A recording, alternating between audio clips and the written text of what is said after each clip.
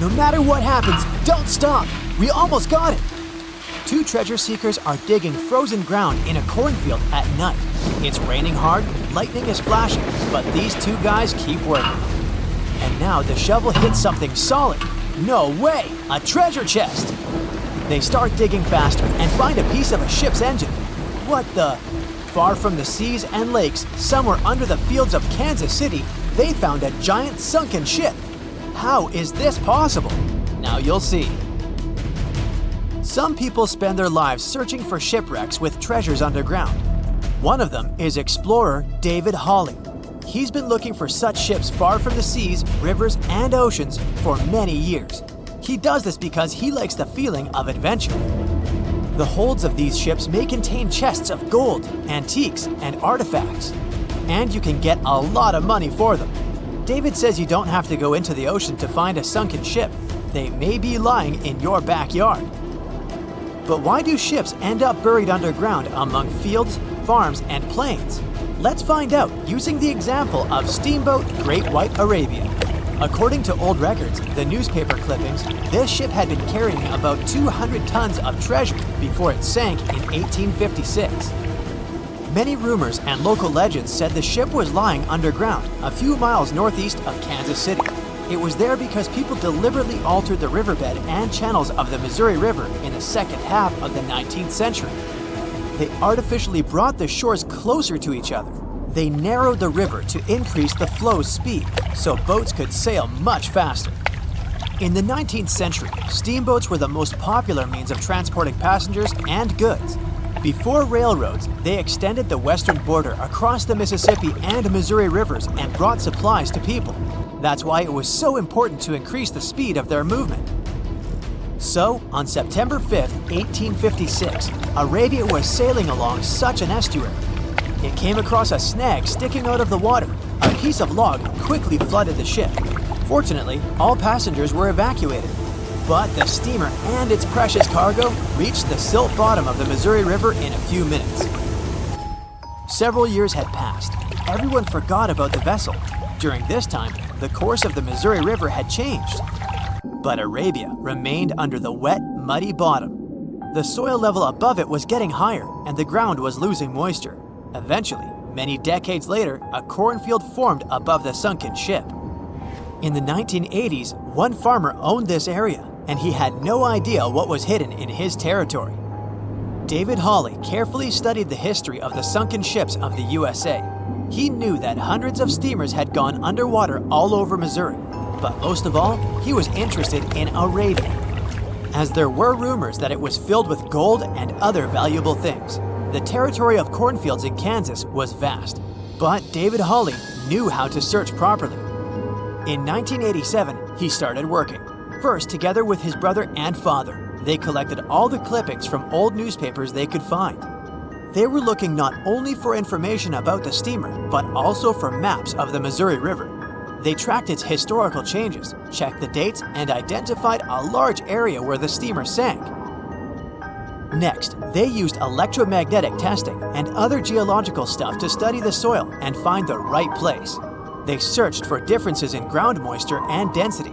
Then, they went through the territory with powerful metal detectors. And so, by the fall of 1988, they had determined the location of the steamer. Arabia was the size of a football field. This gigantic vessel lay 45 feet underground, 4 stories down. But before they started excavating, they had to ask the owner of the cornfield for permission. For the farmer, this news was a big surprise. He agreed, on the condition that the excavations would be completed by spring so that he could sow a new crop. Digging a giant ship in winter is much more difficult and expensive than at other times. It includes additional equipment, electricity, and heating costs. The team worked day and night. They financed the excavations out of their own pocket. Each invested more than $10,000 and took out a bank loan. Finally, they noticed the first details of the ship. The shovels hit the huge engine boilers and the deck. The goal had been achieved. Most of the cargo lying inside the sunken ships is covered with rust, shells, mud, and is badly damaged. The contents of Arabia were in excellent condition, considering that the ship had sunk 130 years prior. Unfortunately, they didn't find the chests of gold. Still, they got several tons of other valuable cargo, household items of people who lived in the middle of the 19th century. It was a time capsule. The ship was carrying supplies for hundreds and thousands of people, and all these things were perfectly preserved. For example, they could clearly see the brand stamp Goodyear Rubber Company on one rubber shoe. The longer the excavations continued, the more things David and his team found. In the barrels, they found plates from the 19th century. They were intact and usable.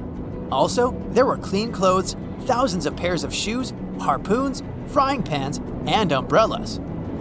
The ship was carrying cargo to supply about 16 small towns. Yes, it's not gold, but such artifacts are also precious.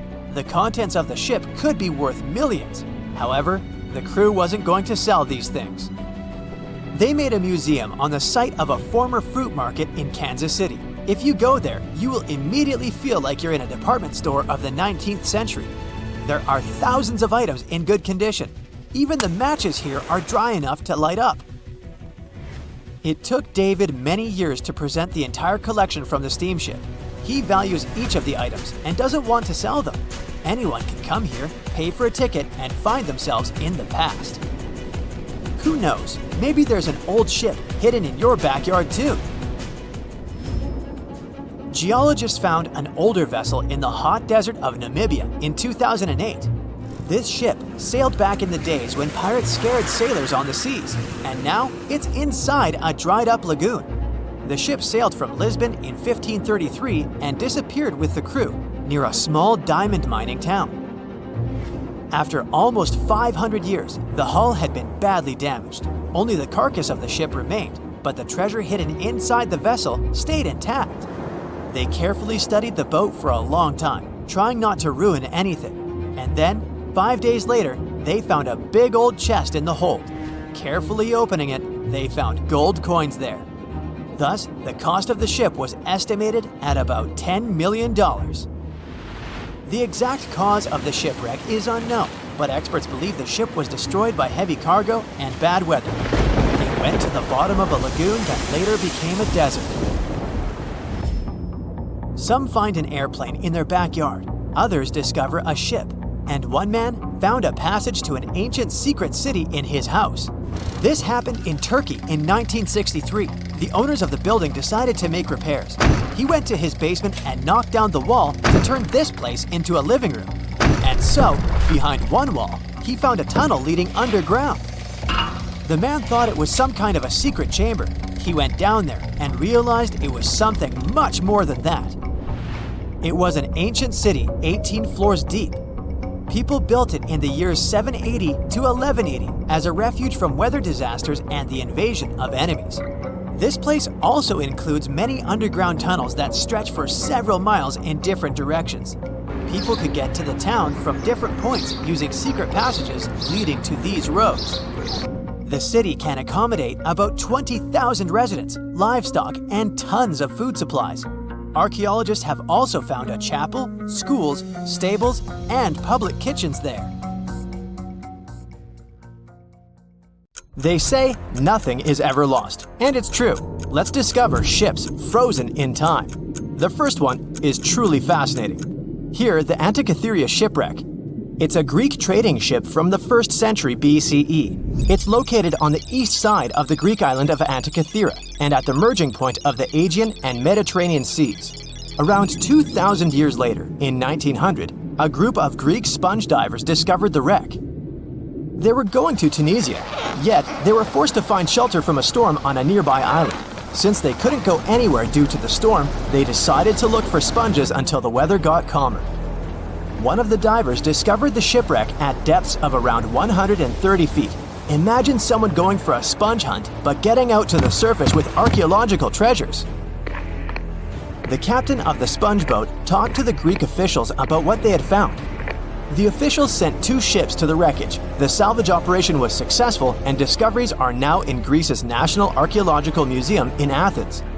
The findings included 3 life-sized marble horses, jewelry, coins, and hundreds of works of art, including a 7-foot-tall Colossus statue of Hercules. Among these treasures, Antikythera Ephebe, a bronze statue of a young man caught more attention. Because the ephebe doesn't comply with any familiar iconographic model, and there are no known copies of his type, he held a spherical object in his hand. Scholars have different theories of who that person could be, but they are not in a consensus yet. More than 70 years later, Jacques-Yves Cousteau and his team went to the area and recovered hundreds more artifacts and the remains of 4 people. Interestingly, they discovered a complex set of interlocking gears, capable of predicting the movement of the sun, moon, and several planets. The mechanism can also show the times of solar and lunar eclipses years into the future.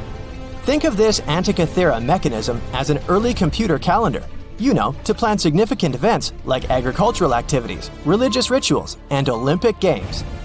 These artifacts found in the Antikythera wreckage are some of the most important findings in modern archaeology.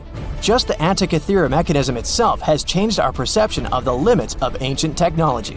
The mechanism has a sophisticated design and was made over 1,000 years ago.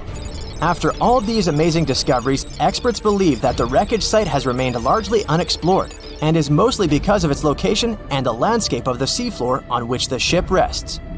The wreck is too deep for scuba divers but too shallow to use something like a submersible. A survey made on the seafloor in 2012 showed evidence of a second wreck about 800 feet to the south. It's clear that this area has a lot to offer humanity. What would happen if those sponge hunters didn't go to the area? Scientists found a shipwreck in Antarctica at the bottom of the Weddell Sea 107 years after it sank. The name of the ship was Endurance, and it was the lost vessel of Antarctic explorer Sir Ernest Shackleton. Scientists who laid eyes on it decades later say it is among the greatest undiscovered shipwrecks ever. That is why they filmed the whole discovery. The video shows the remains of the Endurance and proves it is still in remarkable condition. It has been sitting in 10,000 feet of water for over a century, yet it looks like it sank very recently. So the story goes like this. The ship was crushed by ice and sank in 1915. Shackleton and his crewmates had to escape by themselves in small lifeboats. From then on, it was all about survival. Shackleton imagined to get his crew to safety. Then, the ship sank. Yes, this is a pretty impressive story. But why did scientists prize this ship? Firstly, Shackleton's Imperial Trans-Antarctic Expedition sailed to make the first land crossing of Antarctica. Yes, the crew was trapped in ice, but the intention was important. Secondly, it's about the challenge itself of finding the shipwreck. The Weddell Sea is almost always covered in thick sea ice. The same ice that made the Endurance sink. Getting near the presumed sinking location is super hard, let alone being able to conduct research. Experts of the modern expedition team foresaw the time when the lowest extent of Antarctic sea ice would come using satellite images. They realized that the weather was in their favor to start an expedition. Dr. John Shears said that they have successfully completed the world's most difficult shipwreck search, fighting against constantly shifting sea ice, blizzards, and temperatures decreasing to negative 0.4 degrees Fahrenheit. Yeesh, I can't imagine the worst conditions in Antarctica if these conditions are in their favor. Lastly, look at this. It's timbers. They're very much intact. Plus, you can read the ship's name. It's still visible. Marine archaeologist Menson Bound says that this is the finest wooden shipwreck he has ever discovered. He has 50 years of career experience, so I believe the guy. So how come the wood is not rotten? Dr. Michelle Taylor, a deep-sea polar biologist, said that there has been little wood deterioration because the wood-munching animals are not in this forest-free region of Antarctica. Workers of a coal mine in East Serbia discovered 3 shipwrecks that had been there for at least 1,300 years. The largest shipwreck is an ancient Roman fleet. It's around 50 feet long with a flat bottom. It's estimated that the ship could carry a crew of 30 to 35 people. Looking at its hull, you can see the marks of repairs. Wow, this one had a lengthy career. It gives us insight into more than 1,000 years ago. The 2 smaller vessels, on the other hand, match descriptions of boats used by Slavic groups to attack the Roman frontier. These 2 have been discovered under mud and clay in an ancient riverbed. Apparently, in those times, there was a Roman base in a place called Viminacium City. Interestingly, Viminacium was a provincial capital with an estimated 40,000 inhabitants in the 4th century CE. For comparison, it was even larger than Pompeii. The Kostelach coal mine is a center of hidden gems. Archaeologists had found evidence of ancient human and animal activity here before. For instance, in 2012, experts found bones of at least 5 woolly mammoths, which went extinct about 10,000 years ago. Canadian archaeologists found a ship 150 years after it went missing in the Canadian Arctic waters. This merchant ship is called HMS Investigator. It was purchased in 1848 to search for the explorer Sir John Franklin's ship that got lost in the Northwest Passage expedition. So, HMS Investigator left Britain in 1850 for this rescue operation.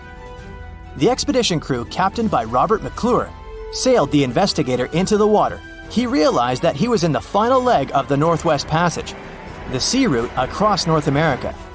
But before he could sail into the Beaufort Sea, the 122-ton ship itself got stuck in the thick ice. The crew spent the winter over the Prince of Wales Strait. The following summer, McClure tried again to sail to the end of the passage, but the ice blocked his way once more. Here, too, the crew was forced to leave the ship. He steered the crew into the Bay of Mercy. There, they were to remain until 1853, when the crew of the HMS Resolute rescued them. Imagine a crew of 60 people who had to spend 3 winters in the Arctic without even knowing if they would survive. Later on, the ship was found sitting upright in about 36 feet of water. It was in very good condition. Arctic water has prevented the outer deck of the vessel from deteriorating quickly. The outline of the ship and its timber can be clearly seen. Plus, archaeologists have uncovered artifacts on land left by the sailors. They had unloaded everything before abandoning the Investigator. 3 sailor graves and 1 British naval shipwreck had also been discovered in the area. I wonder what else they could find there. Wow, it's the only place where 1 minute you're learning 17 natural ways how to get rid of houseflies, and the next, you're taking an epic journey straight into a black hole. More than 10 billion, with a B, views in total. That's 47 billion minutes watched, or more than 70,000 years. That's all the way back to the Ice Age. No, I wasn't around then. 40,000 videos, hundreds of topics, and most importantly you, a whole 44 million of you. Our viewers. We could populate an entire country if we wanted to. We'd like to continue helping you learn and giving you useful skill improvement tips. Got a thirst for knowledge? We've prepared 4 masterclasses on creating a 2D character animation from scratch, 10 hours of video lessons, practical tasks using professional software, and additional materials that you can use with your own projects. Get the full course now and create your own animated masterpiece.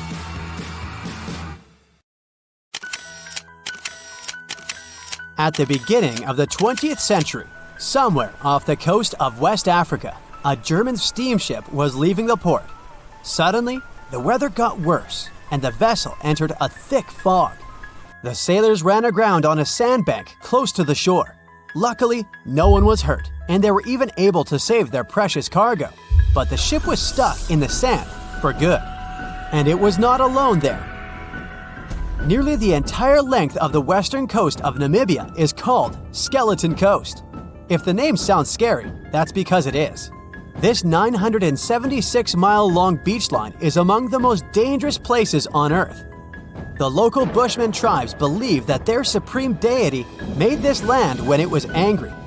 The Portuguese were the first Europeans to set foot in Namibia in the 15th century. And yep, they didn't like Skeleton Coast either.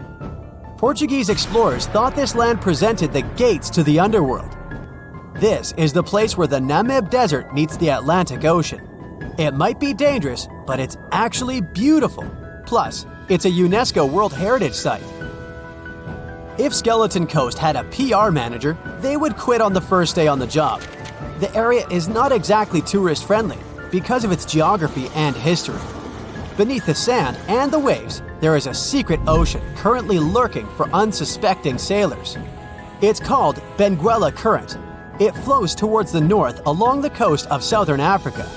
This part of the Atlantic is rich in marine life, but the current's land neighbor isn't that happy with the deal. This arid climate created the Namib Desert, one of the driest regions on Earth. And that marine life I just mentioned? It's sharks. 11 species of them to be exact. And yes, the great white decides to pop by once in a while. So far, we've got a desert landscape, strong currents, and sharks. Not a place for a beachside resort, definitely. But if someone ends up on Skeleton Coast, will they know they're in danger? Don't worry, they will. The beach is littered with wrecks of all sizes and shapes. If you remember that German ship I mentioned in the very beginning, its massive and rusted stern is now sticking out from the desert sand. There are some 500 wrecks in total scattered along the coast, and it's a mixed crowd, from Portuguese galleons centuries old to ships that ran ashore here in the 21st century. A modern fishing ship called Zela India managed to slip from its tow rope in 2008 and ended up on Skeleton Coast.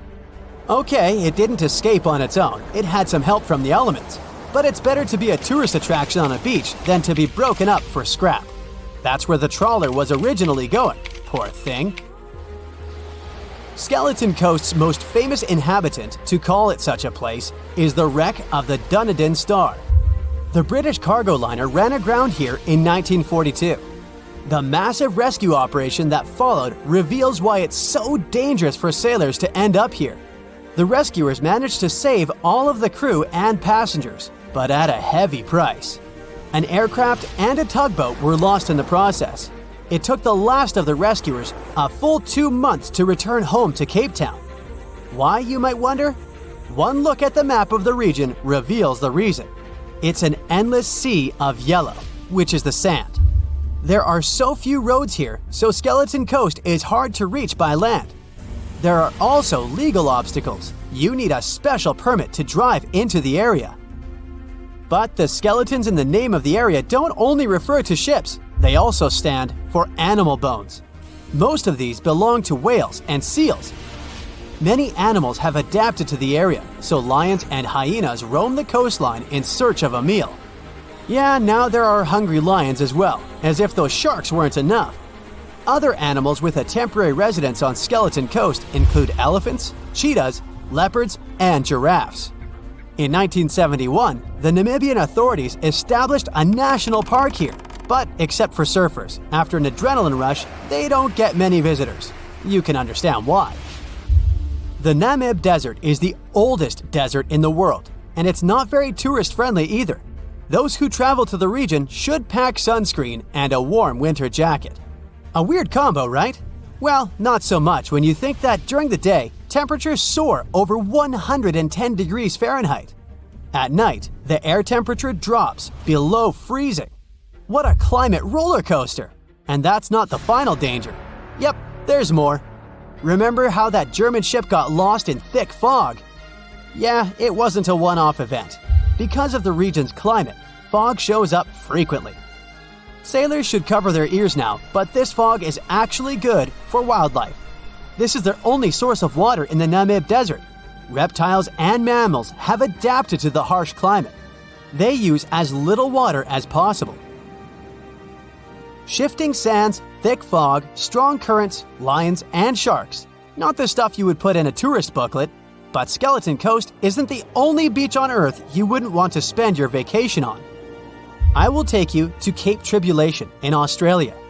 The area covers some 48 square miles in the northwestern part of the continent. And no, the area is not as dry as Skeleton Coast. It's part of the Daintree rainforest. You could say that here, it is the rainforest, not the desert that meets the ocean. The beach at Cape Tribulation is straight from a postcard. But looks can be deceiving. Australia? Probably sharks. No, crocodiles are out here to get you if you decide to go for a dip in the sea. There are saltwater crocodiles that the locals call salties. Well, that's a cute nickname for such a dangerous reptile. And it's not just them. The wildlife seems to have a beef with visitors. From October to June, the waters around Cape Tribulation are full of box jellyfish. Their venom affects the human cardiovascular system. When touched by a jellyfish out at sea, swimmers won't have enough time to reach land for help. Vinegar helps neutralize the sting, so you might want to keep a spare bottle in your luggage. Crocodiles and jellyfish sound dangerous, but there's one more animal you should look after. It's the wild boar. It might sound funny, but you won't laugh when you're being chased by one of these across the beach. 21 million wild boars live in Australia. They're mostly active at night, making it even more dangerous if they charge at you. The best defense is running in circles. Wild boars can't cut corners well. That's probably why we don't see many of them taking up careers as race drivers. Cape Tribulation has one last danger installed for you, and it's not an animal. Out here, even the trees are plotting against visitors. The stinging tree got its name for a reason. If you try to pick one of its beautiful red berries, it'll fight back. Its prickles are like tiny glass shards. The less than pleasant effect on your skin will last for a month. Then there is this wait a while bush. Who keeps naming them like this? This long vine has spikes that grab hold and just don't let go. They are so strong they can pull a human off a horse. You'll have to wait for someone to come by and save you from this thorny grabber. If you are about to cross this Australian beach from the vacation list, hold on for a second. Tourism is booming here. The local authorities have restricted access to all of the danger zones. Visitors go swimming in dreamy water holes that are surrounded by lush vegetation. There are even ropes to swing from. Now, that's a beach you can finally relax on. If I asked you to name the most famous shipwreck of all time, you'd go with the Titanic, right? The Atlantic Ocean, the hope for new life, heartbreaking love stories. It had it all to become a blockbuster.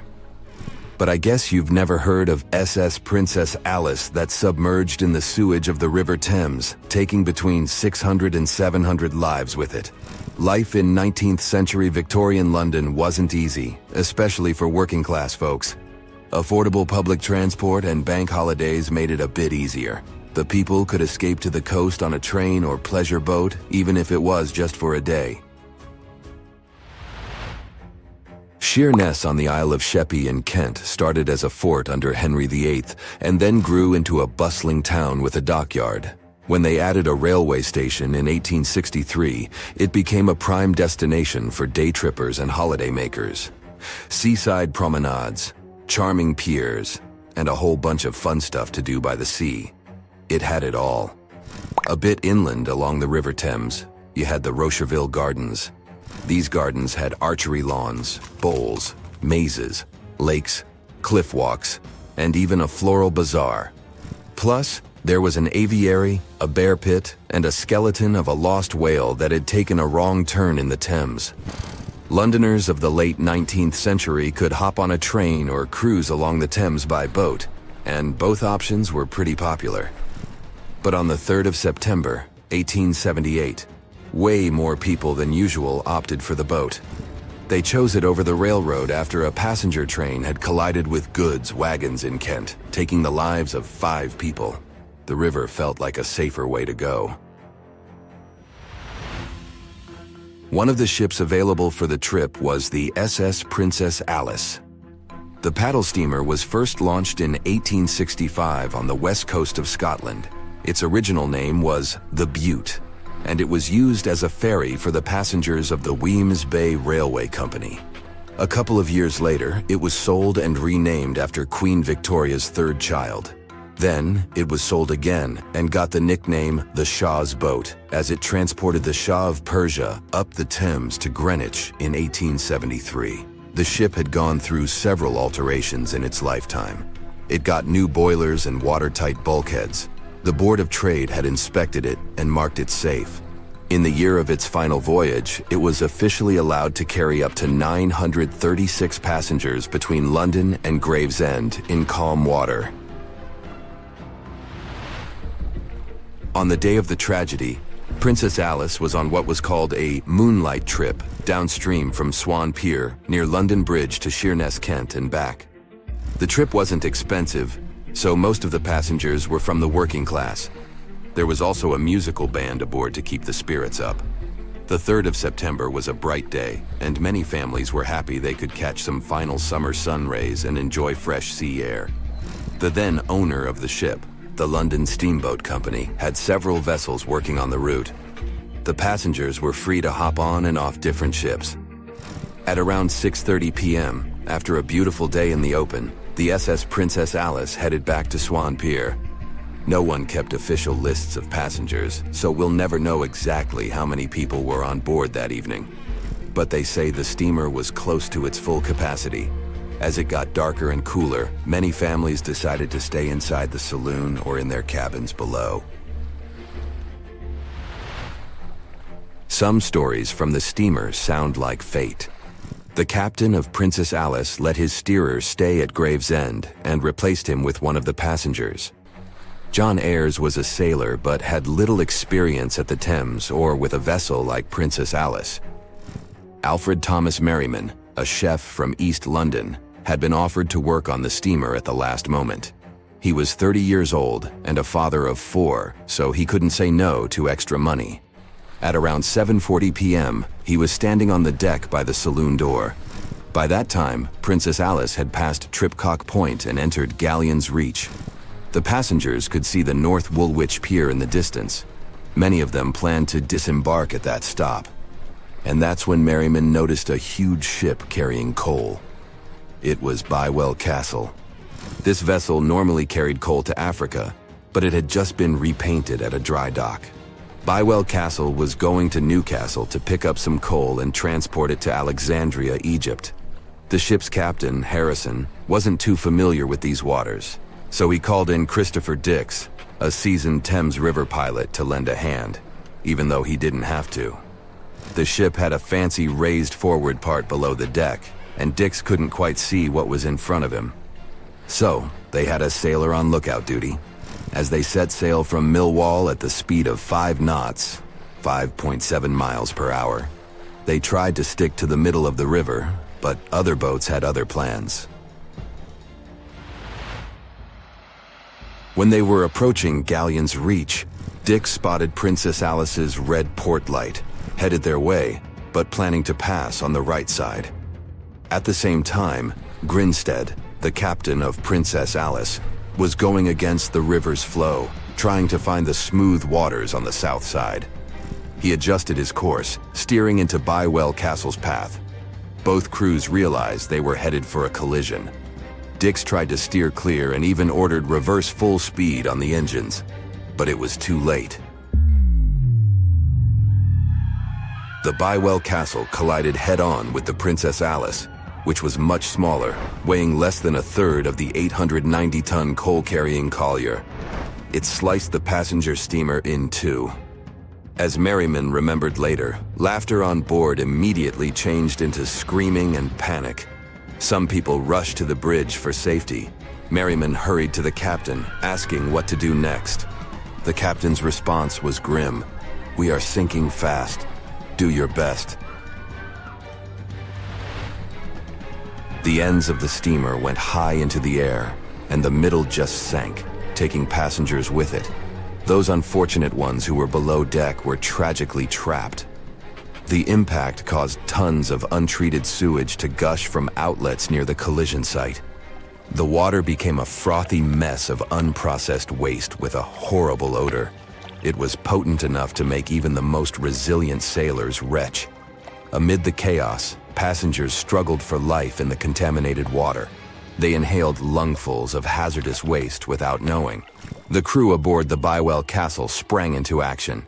They dropped ropes from their deck, urging Princess Alice's passengers to climb aboard. Anything that could float, from planks to barrels, was tossed into the water to serve as flotation devices for those in need. Other members of their team launched a lifeboat, saving 14 people. Nearby boats, moored along the riverbanks, joined the mission, plucking survivors from the water. Many of Princess Alice's passengers didn't know how to swim, and it was even trickier for ladies wearing long, heavy dresses. Merriman was among the lucky ones who could swim. He first held on to a piece of wreckage, and then, when others got to it, swam away and caught onto a rope hanging over the side of the Bywell Castle. They managed to save around 130 people this way.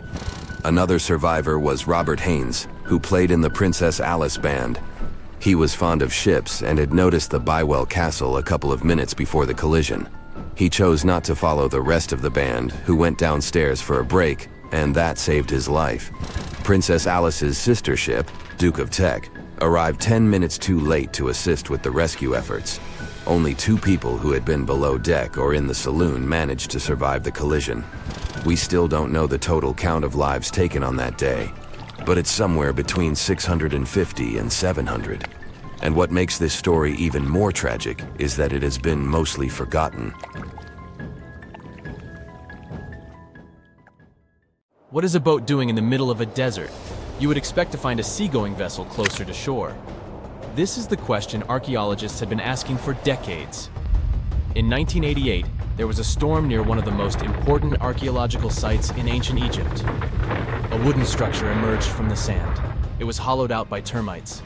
Scientists were determined to solve its mystery. In 2000, they began excavating the site near Abydos, Abydos. An American team of experts soon discovered a boat that was 70 feet long, and it wasn't alone. In total, there were 14 boats neatly resting next to each other. It was impossible to completely dig out the boats because of their poor condition. Luckily, the wood was preserved enough to get a sample. Analyses revealed that the boats were around 5,000 years old, the oldest fleet in human history to this date. The time of their construction predates the pyramids at Giza by half a millennium. Each ship of the fleet rested in a vault that matched its dimensions. The room was roughly a third of the size of a tennis court. It had mud brick walls that featured more than 120 drawings of boats. Ancient Egyptians incised them on whitewashed walls that were excellently preserved. Scientists have known about these mysterious chambers for well over a century. 1901, 1902. A British archaeologist, Arthur Weigel, stumbled upon a strange structure west of the River Nile. His team caught a glimpse of the interior walls. Sadly, a section of the roof collapsed, so they had to call off further exploration. Researchers abandoned the site, but its location remained on the maps. The boat's position first led scientists to think that they rested on a bank of the mighty Nile. But there was a problem with this theory. Today, the river flows almost 7 miles west of Abydos. Further studies of the surrounding terrain showed the Nile didn't change its course throughout history. Also, if the boats floated near a dock, they would be in unstable positions. The 14 vessels at Abydos were perfectly parallel to each other. There was only one conclusion possible. Someone had deliberately placed them like that. They must have gone through a lot of effort. Each boat had enough room for up to 30 rowers. These vessels could really float. They weren't models, but scholars still don't know if they actually sailed any body of water in ancient Egypt. This doesn't diminish the importance of the find. Previously, archaeologists found only small-scale models. In King Tut's tomb alone, there were 35 boat models. For a long time, these figurines were the only clues as to how ancient Egyptian vessels looked like. The boat's design confirms that they were the real deal. They are the earliest surviving examples of something called built boats. Ancient people constructed primitive vessels by hollowing out large tree trunks. The alternative was reed that was tied together to form a raft. The boats at Abydos had planks tied together. This was a major breakthrough in shipbuilding. During their lifetime, the boats must have seemed impressive. Timber was a valuable commodity at the time. There was no wood in the desert. Cedar had to be imported from Lebanon. The only person who could afford such luxury was the pharaoh. Studying the area around the ancient fleet provided more answers. Scientists discovered a mud brick structure where Egyptians worshipped the pharaoh. Its approximate date of construction matches that of the wooden boats. The same bricks out of which this building was made were used to encase the fleet. At the time of their construction, the rooms they were stored in had a ceiling. That's the section that archaeologists stumbled upon in the early 20th century. Just like mummies and coffins, these marvelous ships rested inside splendid vaults. The exterior of these rooms was also impressive. The outer walls originally had a plaster of white limestone. It reflected sunlight. In the desert sun, the structure housing the boats must have shone from miles away. Ancient Egyptian builders used the same technique to cover the pyramids 500 years later. Today, their surface looks jagged, but it wasn't always like this. When they were constructed, the pyramids had a top layer of fine white limestone. Their surface was smooth and it gleamed in the sunlight. Instead of stairs, the outer layer of the pyramids was more of a sleek ramp. Archaeologists were left with one final question. Which pharaoh owned the fleet? The answer lay just a mile from the site. This is where the tomb of a pharaoh from the 5th dynasty rested, King Senwosret III. Its time and style of construction matched the ones of the chambers with boats. The very end of his rule might explain how the boats ended up in the middle of the desert. The pharaoh probably passed away in northern Egypt. Then his body was transported down the Nile to Abydos in a marvelous procession of decorated boats. The vessels were later lowered to chambers near the final resting place of their owner. This had a symbolic meaning. In the ancient Egyptians' belief system, ships played a key role. Their supreme deity was Ra. He traveled through the sky during the day in the form of the sun. At nighttime, he sailed through the netherworld in a solar boat. The pharaoh identified himself with Ra. That's why he needed boats in the afterlife. That was the only way to regenerate himself. Just as the sun rises every day above the horizon. This belief existed for thousands of years. The more famous Pharaoh Khufu also had a ship. Scientists found it in 1954 next to his pyramid at Giza. It is some 4 centuries younger than the fleet at Abydos. But Khufu's ship was almost 2 times longer. The Great Pyramid of Giza and King Tut's tomb are some of the most famous archaeological finds in Egypt. But there are many more secrets hiding beneath the endless sands of the Sahara Desert. Recently, 2020, archaeologists found a lost city there. They have labeled it as the most important discovery since King Tut's tomb, 1922. The city of Aten is some 3,000 years old.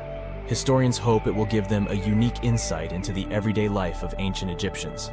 The famous archaeologist and Egyptologist Zahi Hawass proclaimed the site a lost golden city. Aten sits some 300 miles south of Egypt's capital, Cairo. It is close to the famous Valley of the Kings. Archaeologists first found sections of mud brick walls that spread out in all directions. They discovered complete rooms with tools of everyday life inside. The research team unearthed a bakery, a residential neighborhood, and an administrative district. They all date back to the time when the Egyptian civilization was the wealthiest in its long history. They were also the first to make objects from iron. In 1911, scientists found a set of iron beads near a village in Lower Egypt, El Girza. These are the earliest known iron artifacts. The discovery is literally out of this world. Ancient people made them by beating into shape a piece of a meteorite. The 9 beads were once part of an ornate necklace. They are now blackened and corroded, which is perfectly normal for a piece of jewelry that is over 5,000 years old. They consist of an iron-nickel alloy. Researchers were impressed by the skill of ancient jewelers who processed the beads. Their craftsmanship is more impressive when you think that they didn't know the stellar origins of the material. The Great Pyramid of Giza also has a remarkable feature. An international research group investigated the electromagnetic response of the structure to radio waves. They found that the pyramid has the ability to concentrate electromagnetic energy inside it. This occurred inside its chambers as well as under the pyramid's base. It contains an underground, unfinished chamber. It seems that the electromagnetic response is connected with the properties of limestone, the Great Pyramid's main building material. The research results might have a practical application. The way solar cells and nanosensors function could be improved by this remarkable find.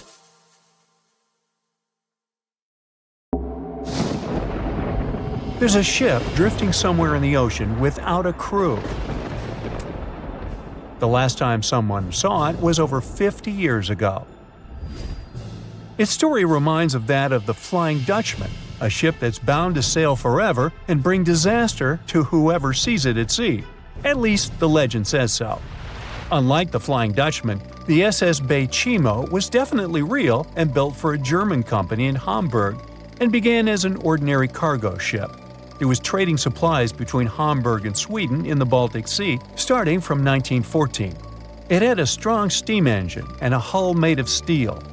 A few years later, it became British property. Then, in the 1920s, a Canadian company purchased it for around $18,000, a huge amount of money back then.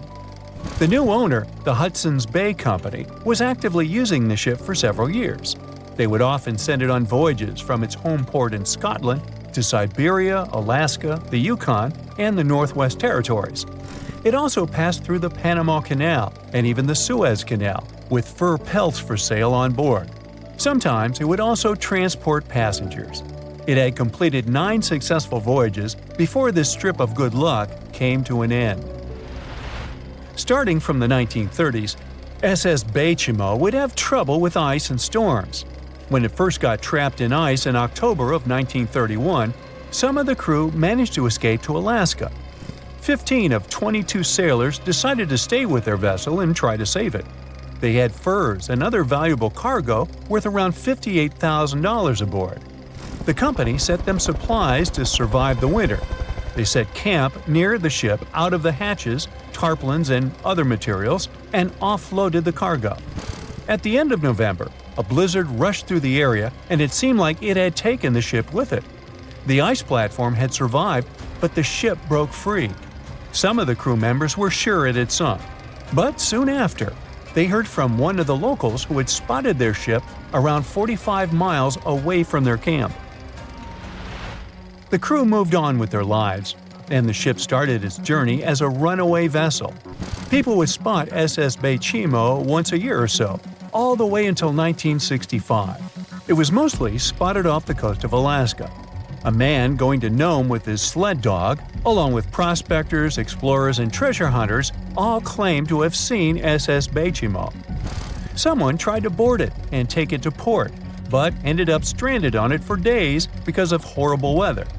Others got luckier and managed to take a whaleboat, some furniture, and other valuables from the vessel. Those who got close to the ship saw that it was damaged and missing the propeller. Still, it stayed afloat without a crew for at least 38 years and became the longest sailing ghost ship in history. In 2006, the Alaskan authorities started a project to solve the mystery of this ghost ship of the Arctic and finally find SS Baychimo, either still above or below the water. So far, the project has not been a success. SS Baychimo remains one of the estimated 4,000 ships that have disappeared off Alaskan shores. If the legend of the 17th century isn't lying, this ghost ship could be sailing somewhere along the Flying Dutchman. It belonged to the Dutch East India Company. Its captain managed to do the impossible for that time and sailed from Holland to Indonesia in only 3 months. They said he was flying over the sea, and some evil tongues explained that he had made a deal with evil forces to achieve that. Once the ship was sailing back home, its captain and crew disappeared without a trace. There are many versions of what happened to it. One of the first ones said it had tried to enter port at the Cape of Good Hope, got in a terrible storm, and sank as there was no captain to save it. Another legend says the captain had refused to obey the skies to let the ship sink during the storm. A scary life form then struck the boat and the crew, and it was condemned to forever wander without rest. Many sailors claim to have spotted the wandering Dutchman. The Duke of York, who was to become King of England, mentioned having seen it in Australian waters. Right after spotting the ship, the man who saw it first fell from the top of the mast and didn't survive. There were more encounters with this legendary ship up to the middle of the 20th century. Ships would nearly collide with it as the Flying Dutchman jumped out of the blue. Scientists have a more logical explanation for this mystery: Fata Morgana, not to be confused with Hakuna Matata. Now, when you're out at sea on a hot day and the air is all wavy, it feels like when you look at the road on a scorching summer day. That's because of something called atmospheric refraction. When light passes through different layers of air with different temperatures and densities, it bends and twists. Sometimes, under certain conditions, this bending of light can create really bizarre optical illusions over the ocean, like sightings of the Flying Dutchman. The Fata Morgana phenomenon can make distant objects appear distorted, stretched, or even lifted above the horizon. So you can see a ship far away, but because of the way the light is bending, it will look like it's floating above the water or even disappearing and reappearing.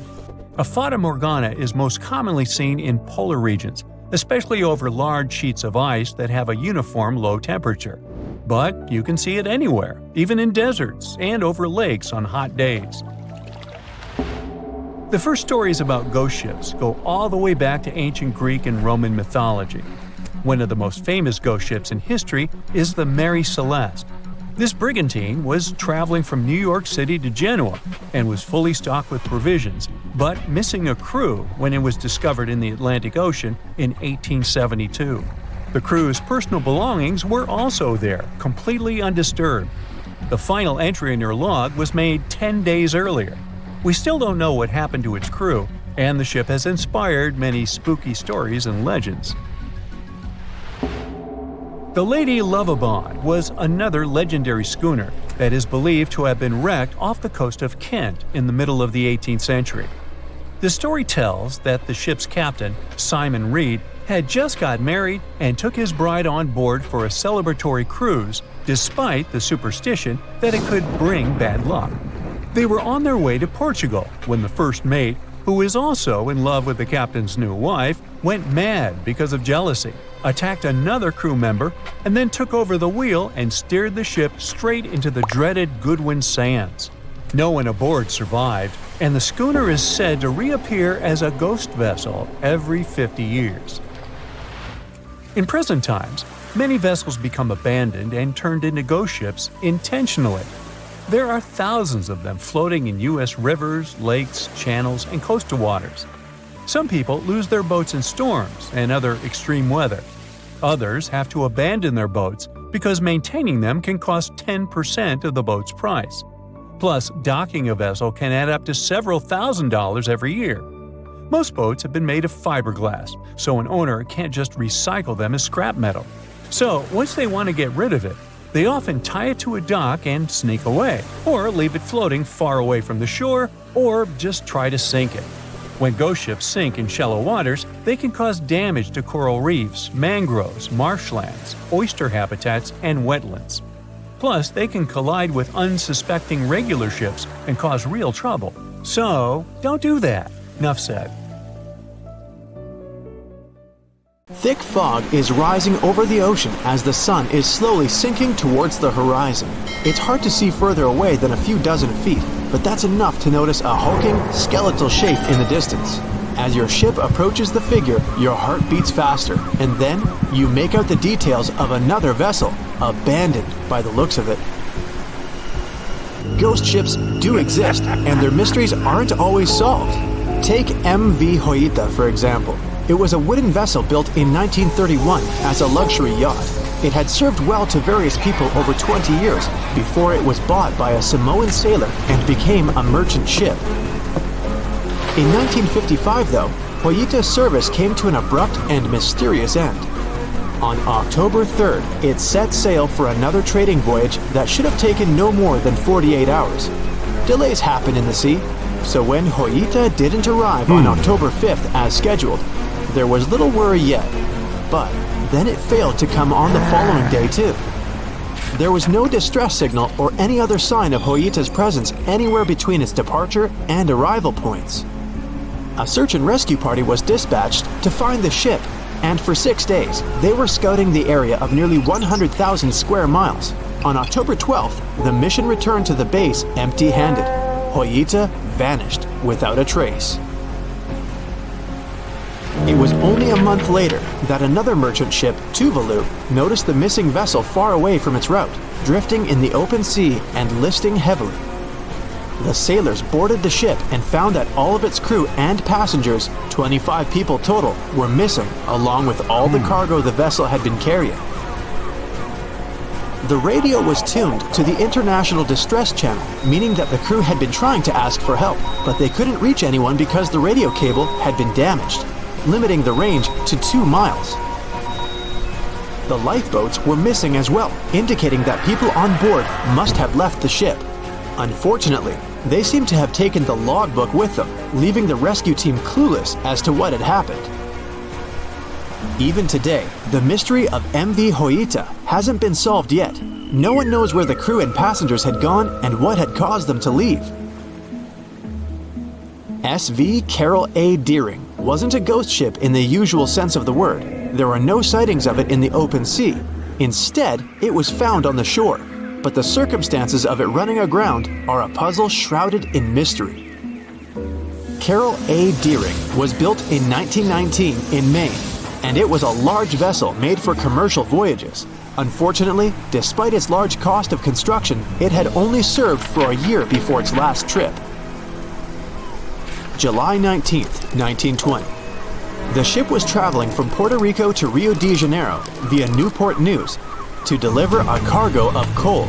It was almost halfway to the final destination when the captain fell seriously ill, and the crew turned back to drop him and his son off and replace the captain. The voyage went without incident, but when it came to Barbados in December to resupply, there were strange moods among the crew. The first mate didn't seem to be happy with the new captain. No one paid much attention to it back then, when they probably should have. The last sighting of Carol A. Deering at sea was on January 28, 1921, when a lightship noticed it off the coast of North Carolina. There was some commotion on the quarterdeck of the ship, where the crew were normally not allowed. Then, another vessel sighted it, but there was already no one on the decks. On January 31st, the merchant ship was found hard aground in the Diamond Shoals, a site notorious for numerous shipwrecks that had been occupying there for centuries. When the search and rescue party boarded the ship, they found it abandoned, the log and personal belongings of the crew gone, along with the 2 lifeboats. There is still no answer to what happened on board of Carol A. Deering that January, although the most popular version was mutiny. Maybe we'll never find out the truth though. SS Baychimo is perhaps one of the most notable ghost ships in history. This large cargo steamer was built in 1914 in Sweden and plodded its way dutifully over 16 years, trading provisions for pelts with native tribes of Alaska and Canada. But then, on October 1st, 1931, Baychimo got caught in pack ice. At first, it seemed the crew would be able to wait it out and continue on their route because the ship broke free in a couple of days. But in less than a week, it became caught again, this time for good. In another week, a rescue party was sent to fetch 22 of the Baychimo's crew, while another 15 remained behind to wait through the winter if necessary and get the ship back. But a month later, after a powerful blizzard struck their camp, the sailors went out of their shelters only to find the ship gone. Luckily, a few days later, a native hunter told the Baychimo hadn't been lost yet. He'd seen it about 45 miles from where they had been stationed. They managed to track it down, but decided the ship wouldn't survive the winter. So they took the most valuable cargo from its hold and abandoned it. They were wrong though. SS Baychimo did survive that winter, and many more that followed. When the ice broke, it sailed away on its own, drifting listlessly along the shores of Canada and Alaska. There were numerous sightings of the ghost ship, sometimes adrift in the open sea, and at other times stuck in the pack ice again. People attempted to board and salvage it, but weather conditions or lack of equipment always prevented them. SS Baychimo was last sighted by native Alaskans in 1969, 38 years after its abandonment. What became of it later remains unknown. The story of SS Orang Medan is one of the most puzzling and harrowing ghost ship stories of the 20th century. No one even knows for sure if the ship even existed in the first place. It wasn't recorded in Lloyd's Shipping, the International Register of Ships, which makes it either a tall tale or a vessel that avoided being officially recognized for some shady reasons. In any case, the accounts as to what happened to the Medan vary. According to most reports, it was carrying some unknown cargo in the Indonesian waters when a distress call was received by another ship in the vicinity. The officer on duty heard an SOS message, but its contents are different depending on the accounts. The message did not repeat, and the crew of Medan didn't answer to any attempts to contact it back. The ship that received the distress call hurried to the rescue, but they only reached the vessel the following day, when it was already drifting and slightly listing. When the rescuers boarded the ship, they found that none of the crew had survived.